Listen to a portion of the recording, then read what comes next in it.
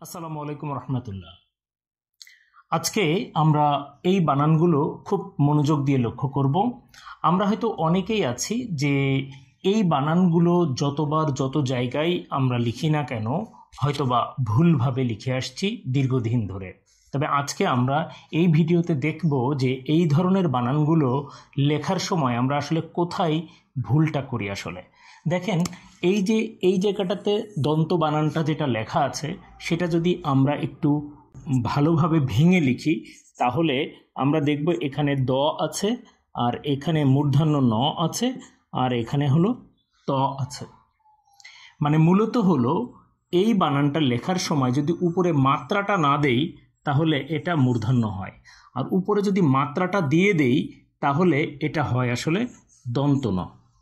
প্রকৃতপক্ষে এই বানানটা দন্ত ন দিয়ে লিখলেই এটা সঠিক হবে। অন্যদিকে যদি মূর্ধন্য দিয়ে লেখা হয় তাহলে এটা বেঠিক লেখা হবে। কিন্তু কেন এখানে মূর্ধন্য ন হবে না এবং কেন এখানে দন্ত নটা হবে সেই ব্যাপারটা নিয়েই আজকে আমরা কথা বলবো। তার আগে বলে নেই, এই দন্ত বানানটা ঠিক যেই ধরনের ভুল এখানে আমরা দেখতে পাচ্ছি একই ধরনের ভুল কিন্তু এখানে গ্রন্থ, আনন্দ এবং বন্ধ এই শব্দগুলোতেও কিন্তু একই ধরনের ভুল এখানে রয়েছে।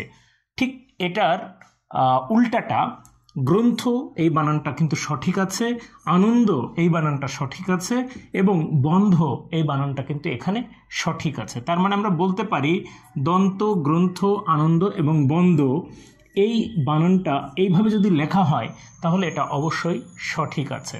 কেন? কারণ এই বানানগুলোর সাথে আমরা এখানে একটি দন্ত ন পাই, এই বানানটার সাথে এখানে একটি দন্ত ন পাই, এই বানানটির সাথে এখানে একটি দন্ত ন পাই, এই বানানটির সাথে এখানে একটি দন্ত ন পাচ্ছি। কিন্তু ঠিক এখানে যদি আমরা দন্ত বানানটার ক্ষেত্রে এখানে যে নটা ব্যবহার করেছি এটা কিন্তু দন্ত ন নয়, এটি একটি মূর্ধন্য ন। এটি এখানে থয়ের সাথে যেই বানানটা যুক্ত হয়েছে এটিও একটি মূর্ধন্য ন, এবং দয়ের সাথে যেই নটি যুক্ত হয়েছে সেটিও একটি মূর্ধন্য ন, এবং বন্ধ এখানে যেটি যুক্ত হয়েছে এটাও মূর্ধন্য ন। এই মূর্ধন্য ন এই তয়ের সাথে, থয়ের সাথে, দয়ের সাথে এবং ধয়ের সাথে এভাবে যুক্ত করে লেখা হয়।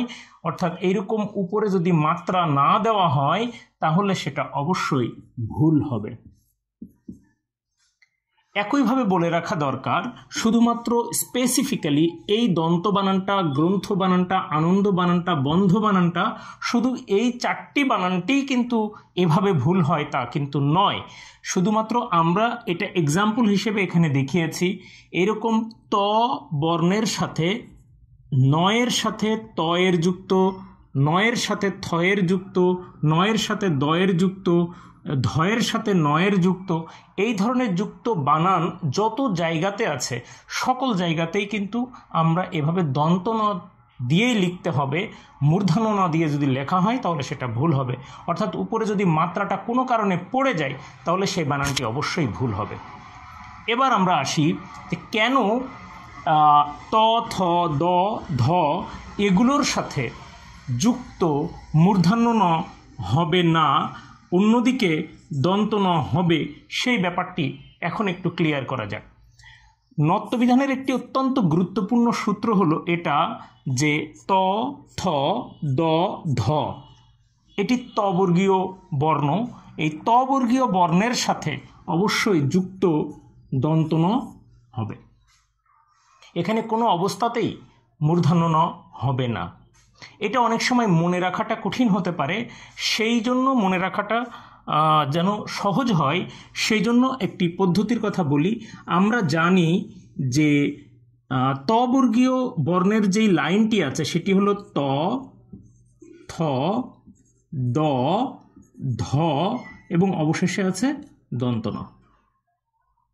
তাহলে আমরা দেখতে পাচ্ছি ত, থ, দ, ধ এই বর্ণগুলোর সাথে যদি যুক্ত ন ব্যবহার করার প্রয়োজন হয়, যুক্ত ন ব্যবহার করার প্রয়োজন হয় তাহলে অবশ্যই সেক্ষেত্রে এই দন্ত নটাই ব্যবহার করতে হবে।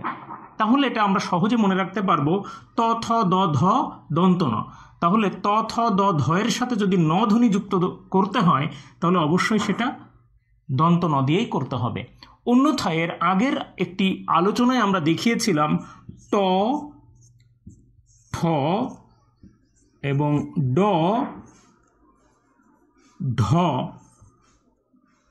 এই বর্ণগুলোর শেষে কিন্তু আছে মূর্ধন্য ন, অর্থাৎ এটি ট বর্গীয় বর্ণ, ট, ঠ, ড, ঢ, মূর্ধন্য ন।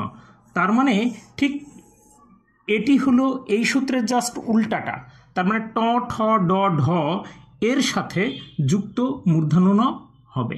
এই ডিসকাশনটা আমরা এর আগের ভিডিওতে আমরা করেছি, সেটা যারা প্রয়োজন মনে করবেন সেটা আগের ভিডিওটা দেখে নেবেন।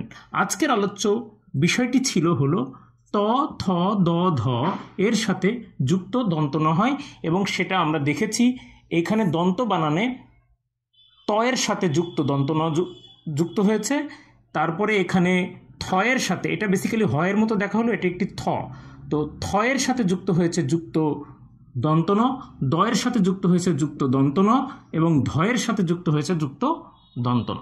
তাহলে আজকে আমরা দুটি ব্যাপারে আমরা পরিষ্কার ধারণা নিব। এক নম্বর ব্যাপার হলো ত, থ, দ, ধ এর সাথে যখনই আমরা ন ধ্বনি যুক্ত করার চেষ্টা করব তখন অবশ্যই এখানে মূর্ধন্য ন ব্যবহার করব না, বরং এখানে ব্যবহার করব দন্ত ন। এবং দুই নম্বর যে ব্যাপারটা আমরা লক্ষ্য করব, যখন আমরা দন্ত ন যুক্ত হিসেবে ব্যবহার করব তখন অবশ্যই এর উপরের যে মাত্রাটি আমরা অনেক সময় ইগনোর করে ফেলি। যদি এই বানানগুলো লেখার সময় আমরা উপরে এই মাত্রাটা ভুল করে না দিয়ে ফেলি তাহলে এটি কিন্তু আর দন্ত ন থাকবে না, এটি হয়ে যাবে মূর্ধন্য ন। আর মূর্ধন্য ন হয়ে গেলেই কিন্তু এই বানানগুলো অবশ্যই ভুল হবে। ঠিক সঠিকভাবে লিখব আমরা, এইভাবে উপরে মাত্রা দিয়ে আমরা লিখব। আশা করছি আমাদের এই দন্ত ন এবং মূর্ধন্য নয়ের এই সূত্রের যেই ভুলগুলো আমরা সারা জীবন হয়তো বা করে আসছি সেই ভুলগুলো আজকে থেকে আর করব না, এই আশাবাদ ব্যক্ত রেখে শেষ করছি। আসসালামু আলাইকুম ওয়া রাহমাতুল্লাহি ওয়া বারাকাতুহু।